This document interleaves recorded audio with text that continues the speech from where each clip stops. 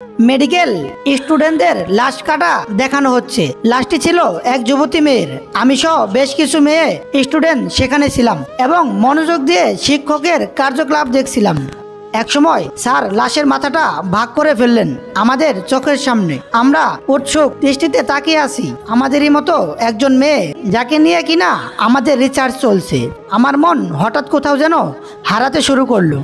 ভাবছি মেয়েটা বেঁচে থাকলে আমার মতোই হেসে খেলে জীবন কাটাতে পারতো, হয়তো পড়াশোনা করত, বড় বড় স্বপ্ন দেখত, আনন্দ ফুর্তি করত, জীবনের মাঝপথে কাউকে হুট করে ভালোবেসে ফেলতো।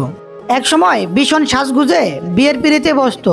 ইস, তার আগেই সে দুনিয়া থেকে চলে গেল। হঠাৎ ভাবনা থেকে বের হয়ে এলাম। আমার জীবনের চরম উপলব্ধিমূলক বাক্যটি কানে এসে চিৎকার দিয়ে বলল, মরার কোনো বয়স হয় না।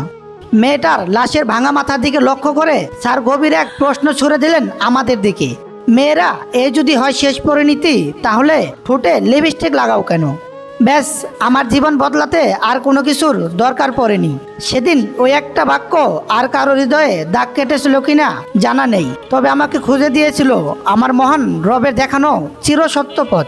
প্রিয় বোন, আজকে তুমি পুরুষের সামনে চুল উড়িয়ে হাঁটো, অথচ তোমার শেষ গন্তব্য এই চুলি সত্যটা সাপ হবে। পারফিউমে করা গ্রানে কত পুরুষের চরিত্র ফসকে দিয়েছো, অথচ তুমি কবর সম্পর্কে জানো না তা কিন্তু নয়। আর কবে ফিরবে একবার ভাবুন শুধু শেষ পরিণতির কথা। মরার পরে কি হতে পারে আমাদের কবরে, শুধু একবার ভাবুন ওই অন্ধকার কবরের কথা, যেদিন আপনি হবেন একা কবরের বাসিন্দা।